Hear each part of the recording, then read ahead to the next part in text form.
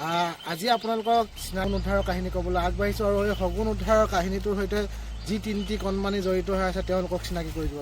সগুণ এটা মই দেখিছিলোঁ বেৰেকী বিলৰ ইপাৰে। মন্দাইক ক'ব দিলোঁ। মন্দাই সগুণ ফৰেষ্টৰ মানুহক ফোন কৰি মাতি দিলে। সগুণটো এতিয়া চিকিৎসা কৰি আছে।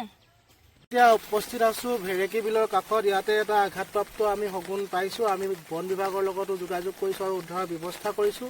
তাৰপিছতে আমি পশু চিকিৎসালয়লৈ লৈ যাম ঢকুৱাখানা, আৰু ইতিমধ্যে আমি যোগাযোগ কৰি আছোঁ আৰু উদ্ধাৰৰ ব্যৱস্থা কৰিছোঁ। ডক্টৰ ৰূপম গগৈৰ নেতৃত্বত প্ৰায় 15টাৰো অধিক দিন চিকিৎসাৰ অন্তত আজি সগুণটি মুকলি আকাশৰ মাজলৈ মুকলি কৰি দিয়া হয়।